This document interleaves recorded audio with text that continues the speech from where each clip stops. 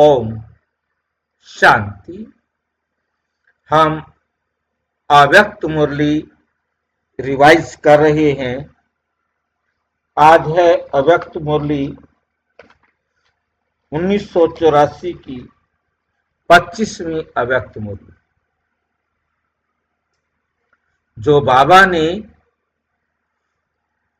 12 अप्रैल 1984 को सुनाई।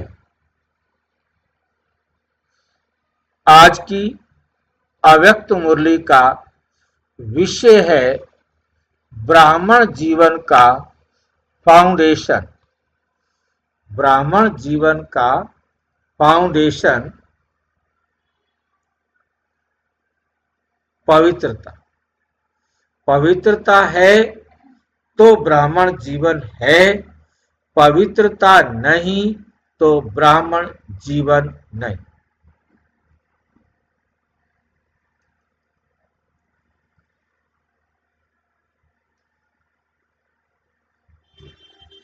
आज बाप दादा सभी होली हंस कहां तक होली बने हैं, कहां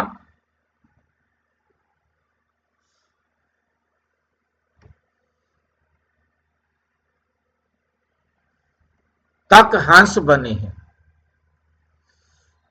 पवित्रता अर्थात होली हंस बनने की शक्ति कहां तक जीवन में अर्थात संकल्प, बोल और कर्म में, संबंध में, संपर्क में लाई है।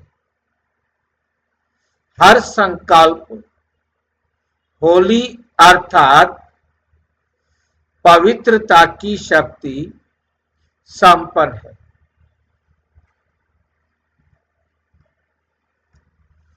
पवित्रता अर्थात होली बनने की शक्ति। पवित्रता अर्थात पवित्र बनने की शक्ति। पवित्रता का अर्थ बताया है बाबा ने, बहुत ध्यान से हमें समझना है। पवित्रता का अर्थ है पवित्र बनने की शक्ति।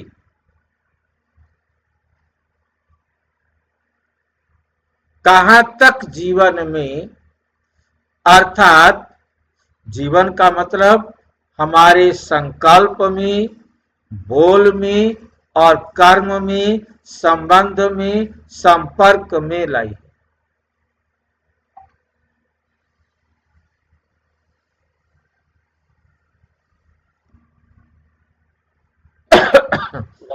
पवित्रता माना पवित्र बनने की शक्ति।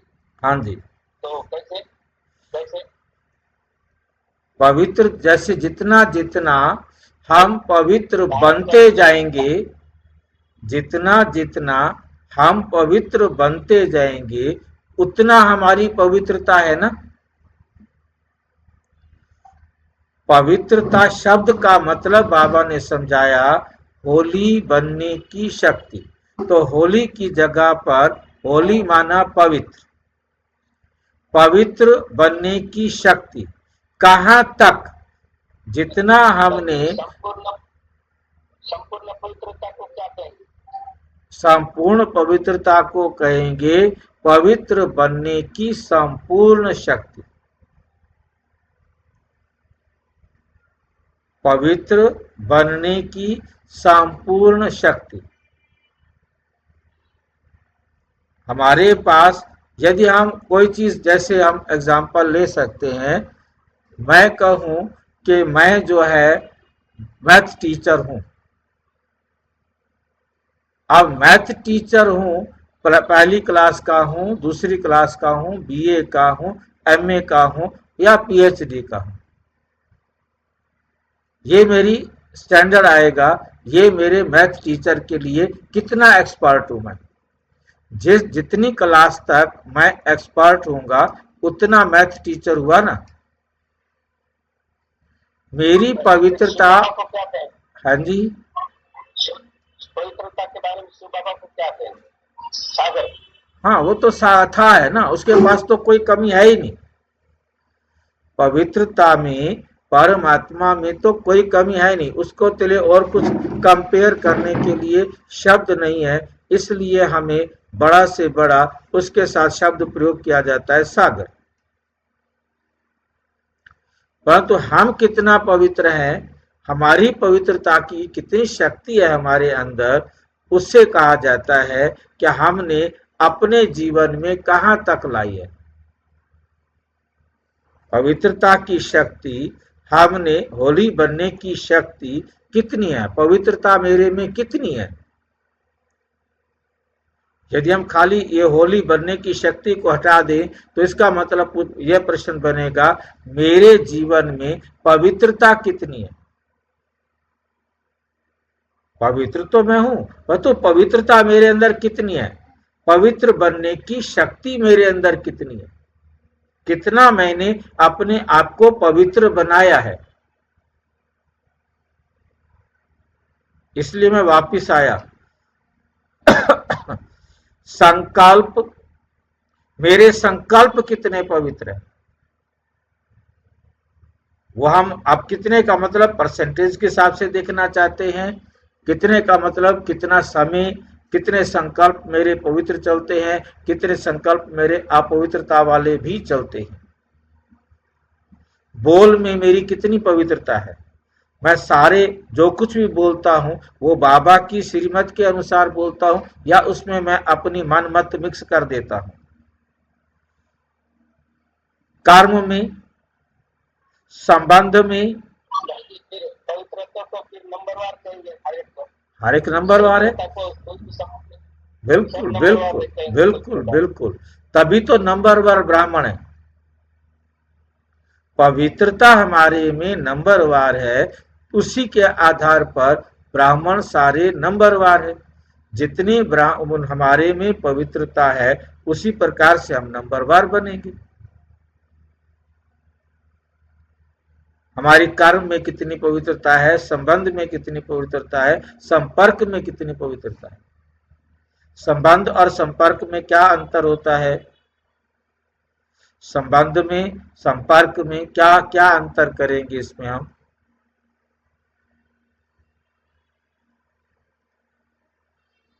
जो हमारे संपर्क में आते हैं उनको संबंध कहेंगे, संपर्क कहेंगे, और जो लौकिक रिश्ते या रहते हैं तो उनको संबंध कहेंगे। जिनके साथ हमारा संबंध है वो संबंध हो गए, रिश्तेदार जो हो गए, और उसके अलावा बाकी जितने भी रोजाना हमारे व्यापार में, काम धंधे में, रास्ते में आने जाने में कोई हमें मिल जाते हैं, वो हमारे संपर्क वाले हो गए।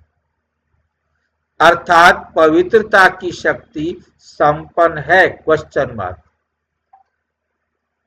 संपूर्ण पवित्र कहेंगे, संपूर्ण पवित्रता कहेंगे, संपन्न हैं हम, पूरी तरह पवित्र हैं, क्वेश्चन। पवित्रता के संकल्प द्वारा किसी भी अपवित्र संकल्प वाली आत्मा को परख।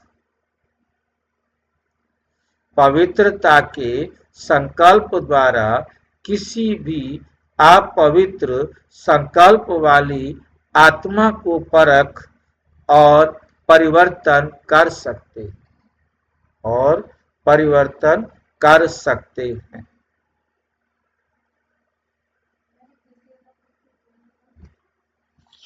भाई जी थोड़ा स्पष्ट करना है।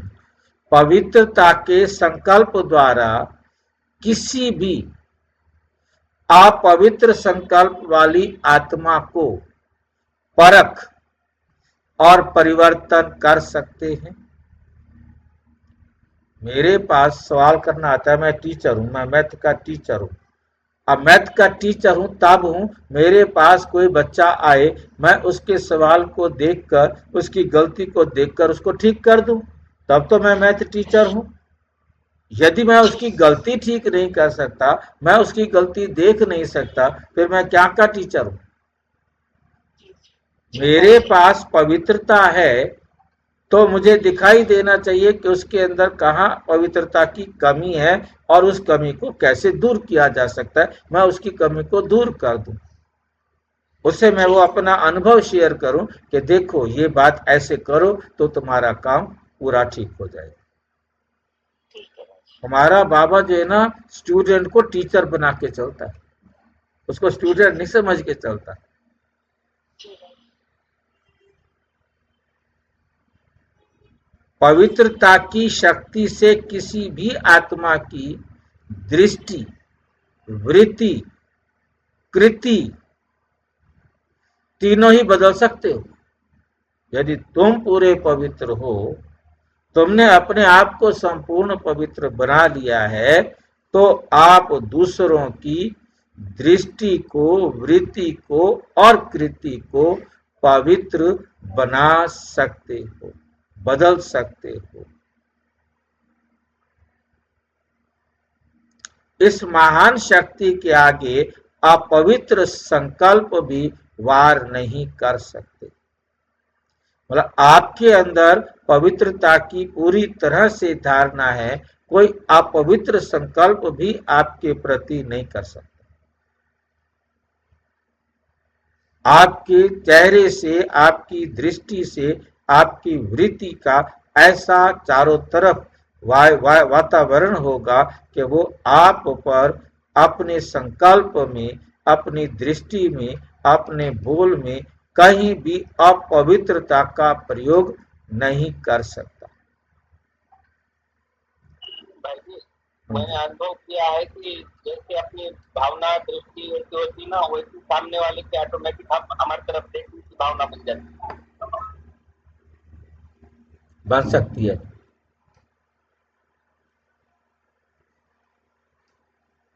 क्योंकि डिपेंड करता है कि कौन दोनों में पावरफुल है। इसमें इस बात को बहुत ध्यान रखना है कि आप मान लो पवित्रता में पावरफुल है, परंतु सामने वाला अपवित्रता में भी पावरफुल है। उसकी अपवित्रता की पावर और आपकी पवित्रता की पावर, दोनों में से कौन पावरफुल होगा, वो प्रभाव डालने में सफल हो सकता है। क्योंकि बाबा तो यहाँ एकदम एक्सपर्ट को देख रहा है। आप यदि फुल एक्सपर्ट हैं, फिर तो आप उसकी गलती को समझ जाएंगे और आपकी दृष्टि, आपकी वृत्ति, आपके संकल्प उसको भी बदल देंगे। और वो यदि बहुत ज्यादा पावरफुल है, परंतु आप 50% पावरफुल हैं, तो वो 80 है, उसका असर आप पर हो जाएगा। हाँ जी।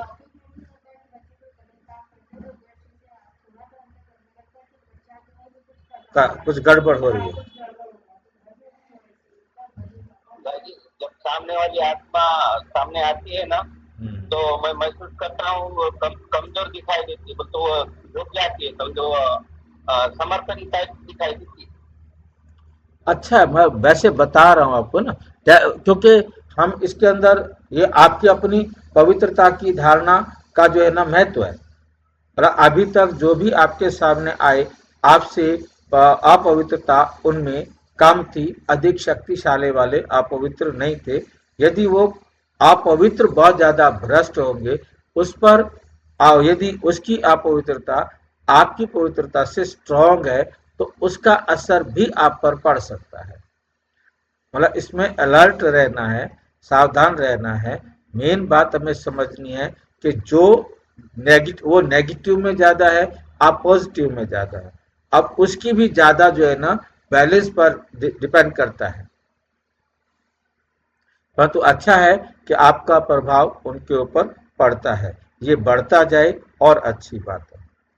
कोई भी आपके ऊपर अपना प्रभाव ना डाल सके। जब स्वयं संकल्प, बोल व कर्म में हार खाते हो, तब दूसरे व्यक्ति व वाइब्रेशन से हार होती है। और दूसरे के वाइब्रेशन से हमारी हार कैसे होती है? जब हम कम है, हमारी पवित्रता में कमी है, तो हमारे ऊपर दूसरे का असर ज्यादा हो जाएगा। क्योंकि सारी दुनिया पवित्र रहना चाहती है, परंतु कोई भी विकार में जाना नहीं चाहता। परंतु आज दुनिया के अंदर चारों तरफ गंध इतना ज्यादा है तो उस बुराई का असर जल्दी हो जाता है। भाई जी, हाँ जी। जब हमें किसी की बात से क्रोध आता है, हाँ जी। जबकि हमें पता है कि क्रोध नहीं करना है, हाँ जी। लेकिन हमें फिर भी आता है, तो क्या उसका असर हमारे पे हो रहा है?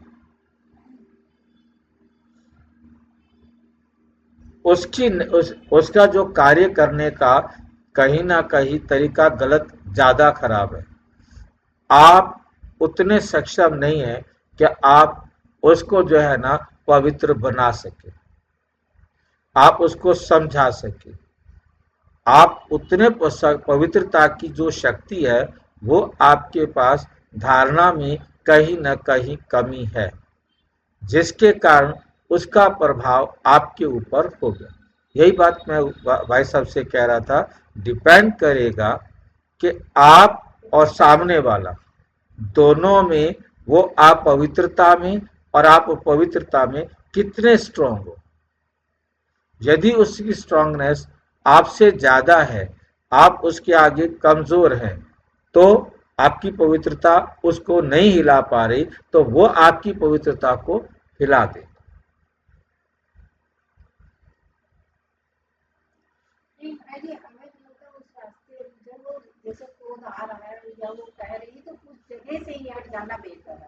देखो वो तो सोचा माइनस में भी पावरफुल होती है। हाँ हाँ हाँ, बिल्कुल यही यही बात समझनी है आपको।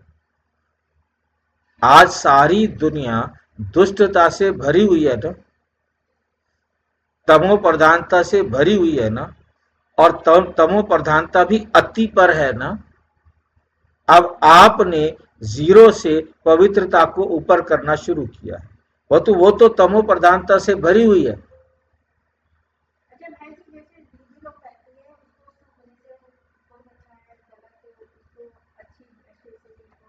आप अपनी दृष्टि से देखो, आप कितने परिपक्व हो, असर तो तब करेगा ना आपने कितना उस बात को अपने जीवन में धारण करने के लिए अच्छी तरह मन मना भाव कर लिया है।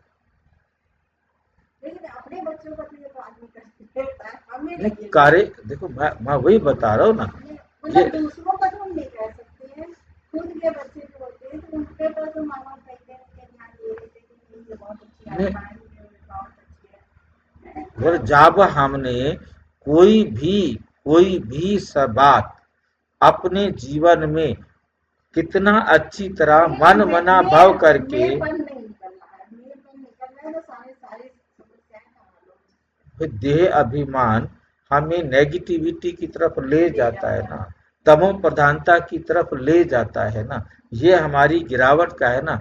इसी को तो बाबा कह रहे हैं, संपर्क से हार खाना ये सिद्ध करता है कि स्वयं बाप से सर्व संबंध जोड़ने में हार खाए हुए हैं, क्योंकि हमारा बॉडी कॉन्शियस बाबा के साथ सारे संबंध जोड़ने में हार खाए हुए हैं। हमारे अंदर अभी कहीं कमी है, तब किसी संबंध व संपर्क से हार खा जाते, उनका असर हमारे ऊपर हो जाता है। क्योंकि हमारा बाबा को पकड़ने में कहीं हाथ ढीला है तो उनका असर हमारे ऊपर हो जाता है। पवित्रता में हार खाना इसका बीज है किसी भी व्यक्ति या व्यक्ति के गुण स्वभाव व व्यक्ति व विशेषता से प्रभावित होना। आप बाबा की बजाय उसके प्रति ज्यादा प्रभावित हो गए कि ये ज्यादा अच्छा है, ये ज्यादा अच्छा है। बस जैसे ही सोचा कि ये ज्यादा अच्छा है, बाबा तो किसी काम का नहीं, आपने बाबा को छोड़कर उसकी उंगली पकड़ ली, तो उसका प्रभाव आपके ऊपर होना शुरू हो जाएगा। उसकी अच्छी बातों का भी असर होगा तो उसकी गंदी बातों का भी असर होगा, क्योंकि आपने उसे बाबा से भी अच्छा समझ लिया। बाबा को इतना गुस्सा आता है, अच्छा ये अच्छा है, इसके अंदर जो अच्छाई है वो मेरे से आई होगी ना, अच्छाई का स्रोत तो मैं हूं ना, आपने मेरे को क्यों नहीं पकड़ा, मेरे अंदर कोई बुराई नहीं, तो उसके अंदर एक अच्छाई है, उसके अंदर दो बुराइयां भी हैं। इसलिए हाँ, तो तुम उसके प्रति क्यों आकर्षित हो रहे हो? ना किसी दीदी के प्रति आकर्षित होना है, ना दुनिया में किसी भाई बहन के प्रति आकर्षित होना है।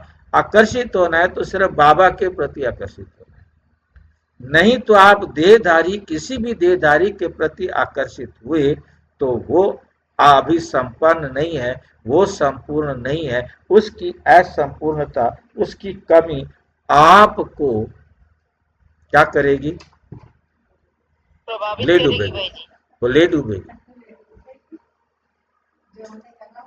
मतलब हमारे बाबा की प्राय सीधा होती है एकदम। कोई बीच में मिलावट करने वाला मिलावट करेगा तो गड़बड़ होगी।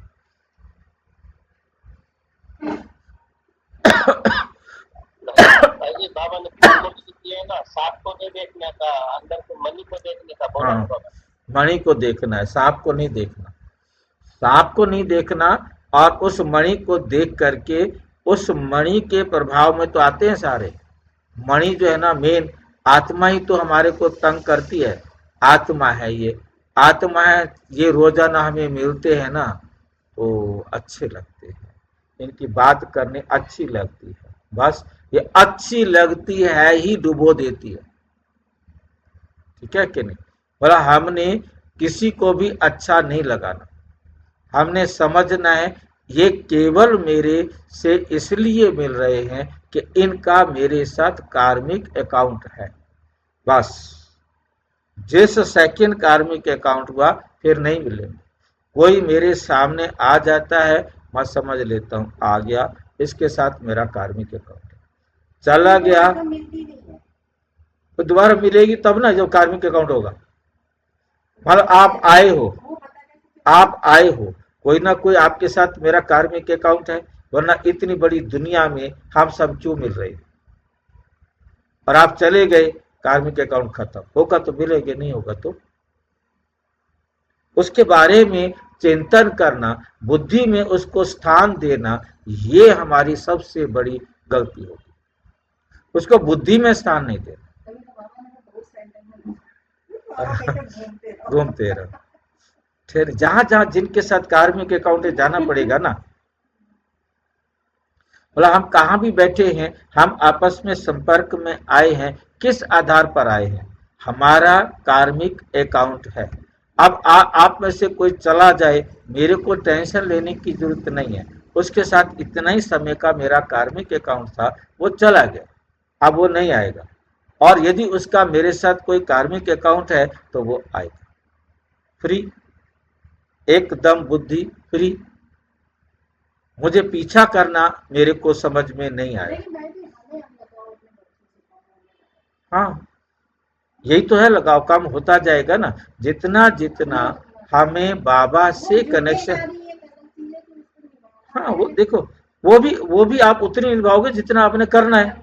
आपने नहीं करना तो अगले पल शरीर छूट जाएगा, वो भी शांति करते रहो, करते रहेंगे अपने आप।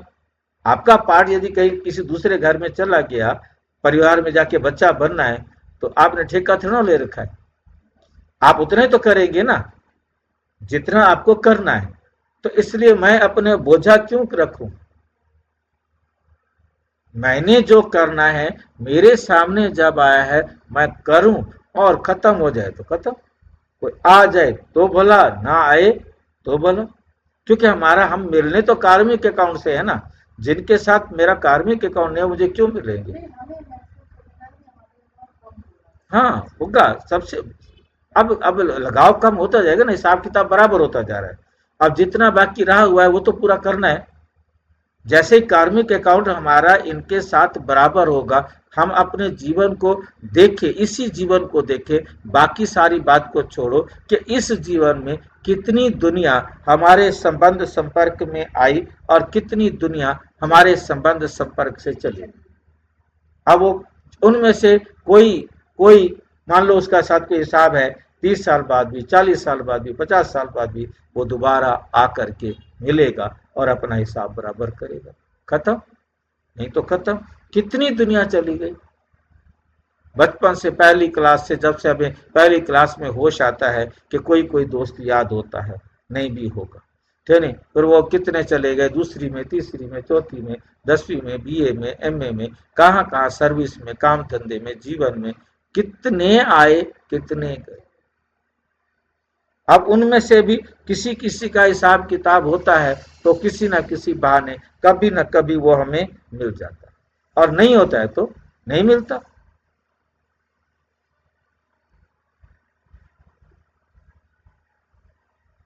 प्रभावित होना नहीं, किसी के भी प्रति प्रभावित होना नहीं, लेकिन बर्बाद होना है। प्रभावित होना नहीं, लेकिन अच्छा ये क्या है, देखिए, ये व्यक्ति या व्यक्त भाव में प्रभावित होना, मतलब हम यदि किसी के व्यक्ति या किसी के व्यक्त भाव में हम प्रभावित हो जाते हैं, ये प्रभावित होना नहीं, लेकिन बर्बाद होना। मतलब कि मैं और उसमें यही तो अंतर है ना। मैं संपूर्ण हूं, मेरे प्रति आप प्रभावित हो, अब आपको दूसरा अच्छा क्यों लगा? मेरे को तो गुस्से, बाबा को तो गुस्सा आता है ना, हो मेरी सजनी और देखते दूसरे के हो, ये मैं कैसे सहन करूं? उतार के गोदी से नीचे फेंक देता है, जा जा उसके पास जा, वहां जब रोने लगे तब मेरे पास आ जा। क्योंकि किसी और को देखा क्यों, किसी और के साथ संबंध बनाया क्यों, जरा भी सहन नहीं कर सकता। इतनी जेलिस है बाबा, हमें समझाने के लिए है या अपवित्र बना? उधर क्यों देख रहे? व्यक्ति की व्यक्तिगत विशेषता व गुण स्वभाव मेरे तो दिए हुए हैं।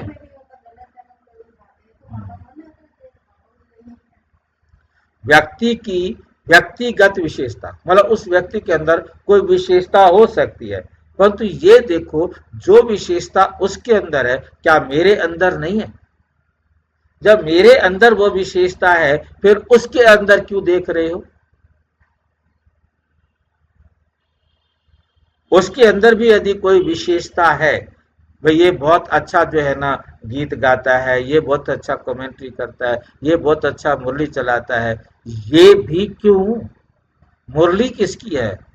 वो पढ़ रहा है ना, वो पढ़ रहा है ना, उसके प्रति आकर्षित होने से क्या मिलेगा? मेरे प्रति आकर्षित हो, असली मुरली तो मेरी है। वो तो पढ़ के सुना रहा है, पता नहीं उसमें कुछ गड़बड़ भी कर दे, वो तो अधूरा है, मैं पूरा, मेरे को देखो। स्वभाव बाप की दी हुई है ना विशेषता है, अर्थात दाता की देन है। व्यक्ति पर प्रभावित होना ये धोखा खाना, ये क्या है? धोखा खाना है। धोखा खाना अर्थात दुख उठाना। धोखा खाने का मतलब क्या है? दुख उठाना। अपवित्रता की शक्ति मृग तृष्णा समान शक्ति है। अपवित्रता की शक्ति मृग तृष्णा समान शक्ति है, जो संपर्क व संबंध से बड़ी अच्छी अनुभव होती है, आकर्षण करती है। समझते हैं कि मैं अच्छाई की तरफ प्रभावित हो रहा हूं, अच्छाई की तरफ प्रभावित हो रहा हूं। इसलिए शब्द भी यही बोलते व सोचते कि ये बहुत अच्छे लगते या अच्छी लगती। ये अच्छा लगता है या अच्छी लगती। वाह, इसका गुण व स्वभाव बहुत अच्छा है। ज्ञान अच्छा लगता है इसका, इसका योग कराना बहुत अच्छा लगता है। कोई भी, अरे भाई वो योग करा रहा है, योग किसके साथ लगाना है? मेरे साथ लगाना है। वो आप योग उसके साथ लगा रहे हो, वो अच्छा योग कराती है या कराता है। इससे शक्ति मिलती है, सहयोग मिलता है, स्नेह मिलता है, अल्पकाल की प्राप्ति होती है, लेकिन धोखा खाते। देने वाले दाता बीज को, फाउंडेशन को खत्म कर दिया और रंग बिरंगी डाली को पकड़कर झूल रहे हैं। तो क्या हाल होगा? सिवाय फाउंडेशन के डाली झुलाएगी या गिराएगी? फाउंडेशन तो शिव बाबा है ना, शिव बाबा को तो छोड़ दिया, आधार को तो पकड़ा नहीं, डाली पर झूलने चला गया। अब वो डाली तो गिराएगी ना। जब तक बीज अर्थात दाता विधाता से सर्व संबंध सर्व प्राप्ति के रस का अनुभव नहीं किया, तब तक कब व्यक्ति से, कब वैभव से, कब वाइब्रेशन वायुमंडल आदि भिन्न भिन्न डालियों से अल्पकाल की प्राप्ति का मृग तृष्णा समान धोखा खाते रहे। डालियां देखो कैसे बनाई हैं। जब तक बीज है शिव बाबा, दाता विधाता से सारे संबंध, दाता विधाता से सारे संबंध सर्व प्राप्ति के रस का अनुभव नहीं, तब तक कब व्यक्ति से, कब वैभव से, कब वाइब्रेशन वायुमंडल आदि भिन्न भिन्न डालियों से अल्पकाल की प्राप्ति का मृग तृष्णा समान धोखा खाते रहेंगे। ये प्रभावित होना, यह प्रभावित होना अर्थात अविनाशी प्राप्ति से वंचित, अविनाशी प्राप्ति से क्या होना है? वंचित होना। पवित्रता की शक्ति जब चाहो, जिस स्थिति को चाहो, जिस प्राप्ति को चाहो, जिस कार्य में सफलता चाहो, वे सब आपके आगे दासी के समान हाजिर हो जाएगी। जब कलयुग के अंत में भी रजो प्रधान पवित्रता की शक्ति धारण करने वाले नामधारी, धारण करने वाले नामधारी महात्माओं की अब अंत तक भी प्रकृति दासी होने का प्रमाण देख रहे हो। अब तक भी नाम महात्मा चल रहा है, अब तक भी पूज्य हैं, अपवित्र आत्माएं झुकती हैं। तो सोचो अंत तक भी पवित्रता की शक्ति की कितनी महानता है, और परमात्मा द्वारा प्राप्त हुई सतो प्रधान पवित्रता कितनी शक्तिशाली होगी। इस श्रेष्ठ पवित्रता की शक्ति के आगे अपवित्रता झुकी हुई नहीं, लेकिन आपके पांव के नीचे अपवित्रता रूपी आसुरी शक्ति स्वरूप के पांव के नीचे दिखाई हुई है। जो पांव के नीचे हारी हुई है, हार कैसे खिला सकती है? हार कैसे खिला सकती है? ब्राह्मण जीवन और हार खाना इसको कहेंगे। ब्राह्मण जीवन और हार खाना इसको कहेंगे नामधारी ब्राह्मण। जब हो ब्राह्मण जीवन और फिर खाएं हार, तो ऐसे ब्राह्मण को क्या कहेंगे? नामधारी ब्राह्मण। इसमें अलबेले मत बनो। ब्राह्मण जीवन का फाउंडेशन है पवित्रता की शक्ति। ब्राह्मण जीवन का फाउंडेशन है पवित्रता की शक्ति। अगर फाउंडेशन कमजोर है, अगर फाउंडेशन कमजोर है, तो प्राप्तियों की 21 मंजिल वाली बिल्डिंग कैसे टिकेगी? हमारी प्राप्तियों का जो कमजोर है, हमारा फाउंडेशन कमजोर है, और उस पर हमने 21 जन्मों के लिए अपना भाग्य बनाना है, वो कैसे बनेगा? 21 मंजिल वाली बिल्डिंग कैसे टिकेगी? यदि फाउंडेशन हिल रहा है तो प्राप्ति का अनुभव सदा नहीं रह सकता, अर्थात अचल नहीं रह सकते। वर्तमान युग को व जन्म की महान प्राप्ति का अनुभव भी नहीं कर सकते।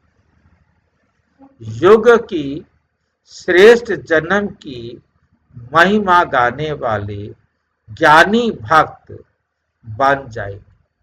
फिर आप क्या बन जाएंगे?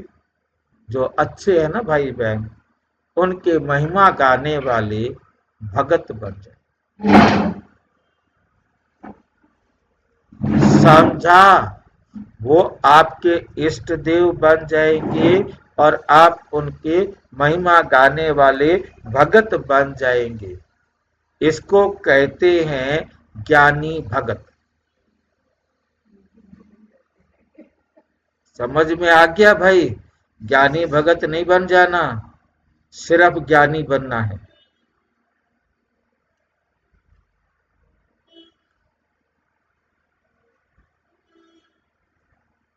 अगर, हाँ जी, हाँ, बिल्कुल बिल्कुल बिल्कुल।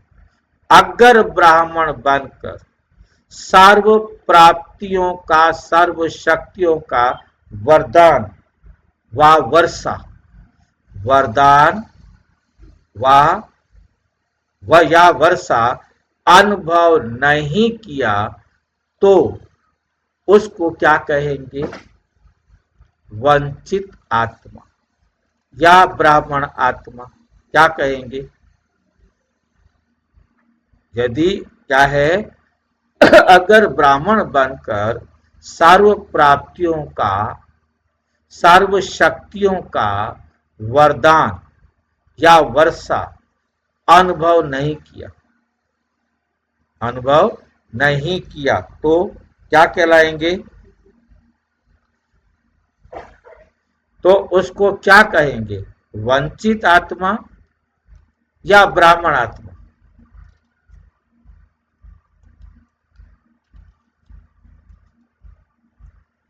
वंचित वंचित। इस पवित्रता के भिन्न भिन्न 1000 को गिन लो, एक बार गिन लो। तो इस पवित्रता के भिन्न भिन्न रूपों को अच्छी तरह से जानो।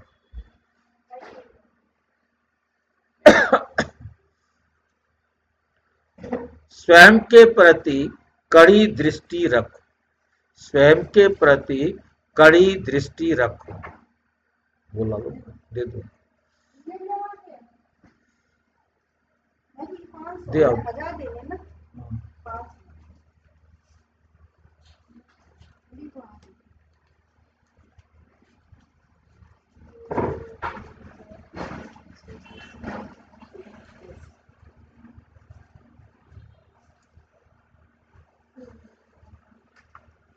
आत्माओं को, बाप को भी चलाने की कोशिश करते हैं तो होता ही है ऐसे, कौन बना है? ये तो होता ही है, ऐसा कौन बना है? कहते हैं फिर ऐसा कौन बना है अभी तक? कोई अभी संपूर्ण बने तो ना है, अभी सारे कोशिश कर रहे हैं, हम भी कोशिश कर रहे हैं। फिर वो जब बनेंगे ही, जो बोलते हैं उसको ब्राह्मण कह ही नहीं सकते भाई, नहीं कह सकते। वह कहते हैं ये अपवित्रता नहीं है, महानता है। ये तो सेवा का साधन है, ये तो सेवा का साधन है, प्रभावित नहीं है। प्रभावित है, इसलिए प्रभावित है। क्यों प्रभावित है? ये तो सेवा का साधन है, प्रभावित नहीं है। ये बहन है, ये भाई हैं, ये हमारे सेवा के साधन हैं, सेवा के साथी हैं, इसलिए हमारे को इनके प्रति अच्छा लगता है। ये हमारे साथ सेवा करने जाते हैं ना, बहुत अच्छी सेवा करते हैं, वहां सहयोग भी बहुत अच्छा देते हैं। बाप भूला और लगा माया का गोला, या फिर अपने को छुड़ाने के लिए कहते हैं मैं नहीं करती, ये करते, मेरा कसूर नहीं है। लेकिन बाप को भूले तो धर्मराज के रूप में ही बाप मिलेगा और सुख कभी पा नहीं सकेंगे।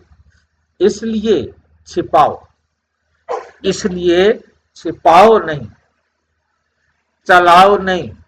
इतना तो चलता है, अभी सारे कर रहे हैं, सारे पवित्र बने क्या हैं, उनमें देखो उनमें भी कमी है, उनमें भी कमी है, मेरे में भी कमी है, कोई बड़ी बात थोड़ा है। आखिर टाइम लगता है सुधरने में, बाबा कहता है टाइम तो लगता है परिवर्तन करने में, अच्छा बनने में, इतना आसान तो नहीं है कि अच्छे बन जाए। मृग तृष्णा के आकर्षण में धोखा नहीं, मृग तृष्णा के आकर्षण में धोखा नहीं खाओ। इस पवित्रता के फाउंडेशन में बाप दादा धर्मराज द्वारा 100 गुणा पद्म गुणा दंड मिलता है।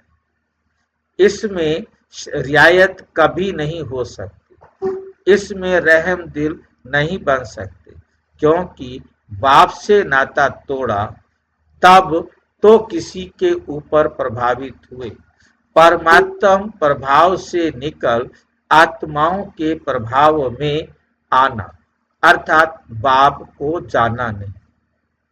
यदि किसी की बात के प्रभाव में आ गए तो इसका मतलब अभी तक आपने बाप को जाना नहीं। यदि बाप को जान लिया होता तो बाप के प्रति प्रभावित होते, वो तो 100% हर सब्जेक्ट में, हर बात में उसका मुकाबला कोई कर ही नहीं सकता। ऐसे के आगे बाप बाप के रूप में नहीं, धर्मराज के रूप में है। जहां पाप है वहां बाप नहीं, तो अलबेले नहीं बनो। इसको छोटी सी बात नहीं समझो। वे भी किसी के प्रति प्रभावित होना कामना अर्थात काम विकार का अंश है। किसी के प्रति भी प्रभावित होना ये कामना है कि इसके पास मेरे सारी इच्छाएं पूरी हो जाती है, क्योंकि कहीं ना कहीं कोई इच्छा पूरी हो रही है ना, चाहे ज्ञान सुनने की हो, चाहे योग लगाने की हो, मतलब वो भी कामना ना बन जाए, क्योंकि हमने उसके प्रति व्यक्ति किसी भी व्यक्ति विशेष के प्रति आकर्षित नहीं होना, अर्थात काम विकार का ये अंश है। यदि कोई भी देहधारी किसी भी कारण से मुझे अच्छा लग रहा है, ये भी काम विकार का अंश है।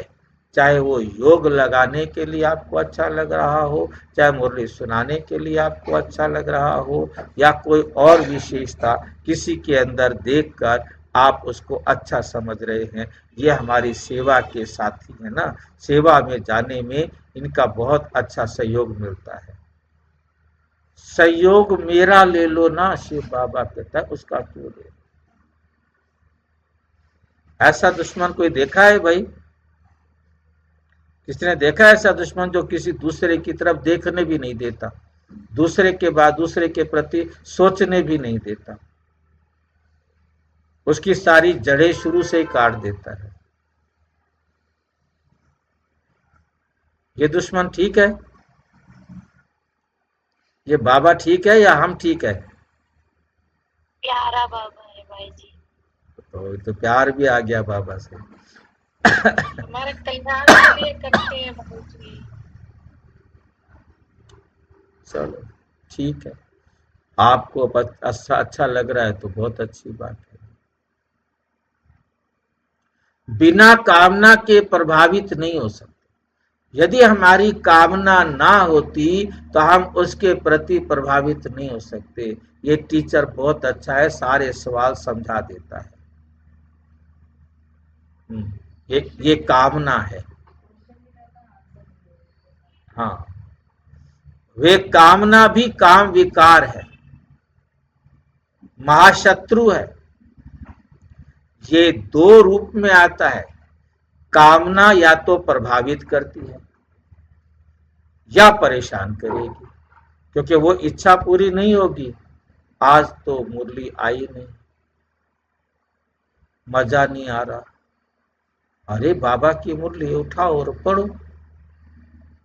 मजा नहीं आ रहा, क्या मतलब हुआ? हमने बाबा से पढ़ना है ना। जितना समझ में आ रहा है बाबा से समझ में आ रहा है, ये बाबा का ज्ञान है। इसलिए जैसे नारे लगाते हो ना, काम विकार नरक का द्वार, काम विकार नरक का द्वार, नारे लगाते हैं ना, ऐसे अब अपने जीवन के प्रति ये धारणा बनाओ कि किसी भी प्रकार की अल्पकाल की काम किसी भी प्रकार की अल्पकाल की कामना मृग तृष्णा के समान धोखेबाज है। अब ले जाइए। अर्थात कामना अर्थात धोखा खाना। ऐसी कड़ी दृष्टि वाले इस काम अर्थात कामना पर काली रूप बन। ऐसी कड़ी दृष्टि वाले इस काम अर्थात कामना पर काली रूप बनो, स्नेही रूप नहीं बनो।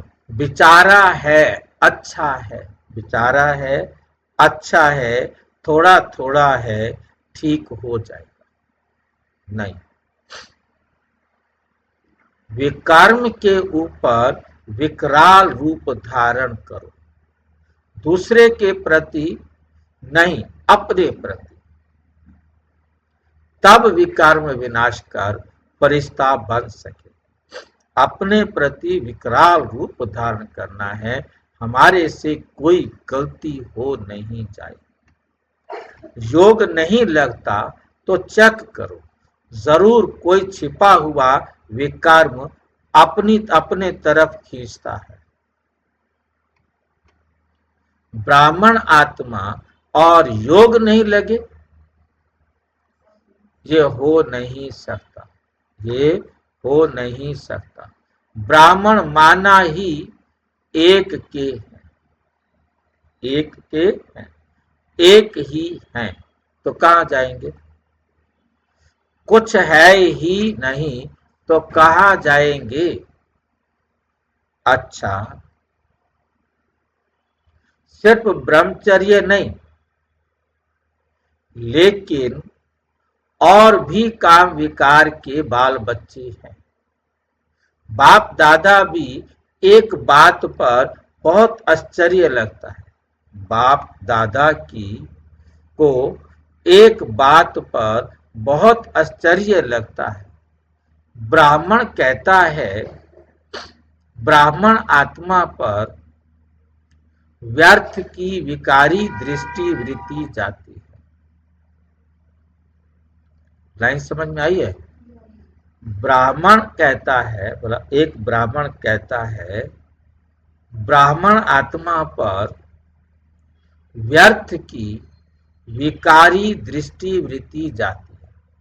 ये भी ब्राह्मण है, मैं भी ब्राह्मण। मेरी इस ब्राह्मण पर व्यर्थ की विकारी दृष्टि वृत्ति जाती है। ये कुल कलंकित की बात है। ये क्या है? कुल कलंकित की बात है। कहना बहन जी व भाई जी और करना क्या है? कहना बहन जी और भाई जी और करना क्या है? लौकिक बहन पर भी अगर कोई बुरी दृष्टि जाए, संकल्प भी आए, तो उसे कुल कलंकित कहा जाता है।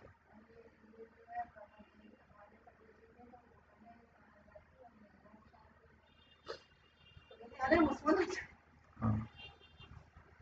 उसमें नहीं है ना, उसमें अरे वो बहुत बेकार। वही हमें याद आ गया। हाँ। एक पंडित दूसरे पंडित को समझा रहा है कि वहां मत जाओ, वो बहुत बेकार। हमने कहीं नहीं छोड़ दिया, मैंने बताएंगे। तो उस कुल कलंकित का मतलब यहाँ बी के भाई बहनों की बात है बी के भाई बहन। आप बी के भाई बहन आपस में कहेंगे तो बहन जी और भाई जी, परंतु दृष्टि वृत्ति खराब जाती है। तो यानी अगर कोई बुरी दृष्टि जाए, संकल्प भी आए, उसे क्या कहेंगे? कुल कलंक। तो यहाँ क्या कहेंगे? एक जन्म के लिए नहीं, एक जन्म के नहीं, लेकिन जन्म जन्म का कलंक लगाने वाले, राज्य भाग्य को लात मारने वाले ऐसे पदम गुणा विकर्म कभी नहीं कर। ब्राह्मण बन के, ब्रह्मा कुमार ब्रह्मा कुमारी बन के फिर यदि दृष्टि वृत्ति खराब जाती है तो न केवल एक जन्म का, अनेक जन्मों का अपना खाता क्या कर देते हैं? खराब कर देते। पद्म गुणा विकर्म कभी नहीं करना। ये पद्म गुणा विकर्म, ये विकर्म नहीं, ये महाविकर्म है। इसलिए सोचो, समझो, संभालो। यही पाप जमदूतों की तरह चिपक जाएंगे। अभी भले समझते हैं बहुत मजे में रह रहे हैं, कौन देखता है, कौन जानता है, लेकिन पाप पर पाप चढ़ता जाता है और यही पाप खाने को आएगा। फिर बाद में यही पाप आपको क्या करेगा? अंत में खाने को आएंगे। बाप दादा जानते हैं कि इसकी रिजल्ट कितनी कड़ी है। जैसे शरीर से कोई तड़प तड़प कर शरीर छोड़ता है, वैसे बुद्धि पापों में तड़प तड़प कर शरीर छोड़ेगी। सदा सामने जिसको शरीर छोड़ने में कठिनाई होती है, बहुत दिन तक लटके रहता है, तो समझ का उसको साफ कर ले।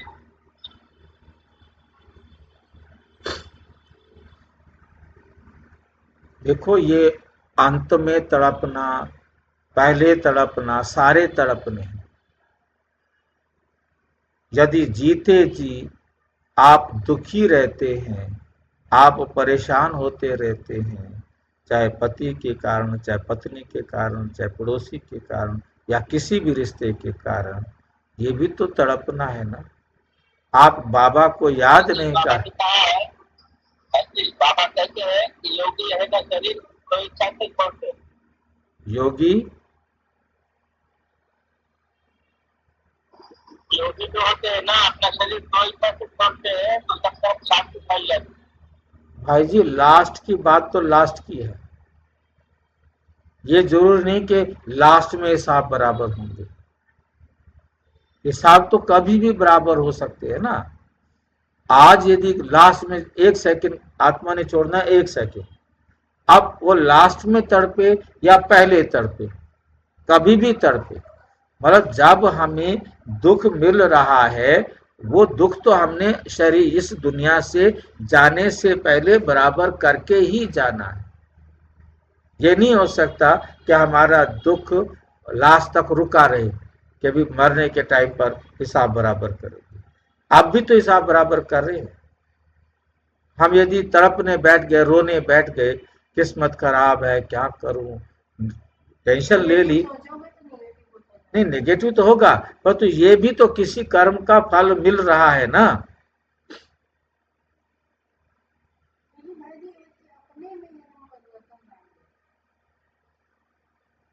आप सारे मेरा ये कहना है कि ब्राह्मण बनने के बाद भी जब शरीर छोड़ने का टाइम आए ना, तो किसी खुशी या राजी खुशी से छोड़ना चाहिए। अजी, ये आपके हाथ में नहीं है।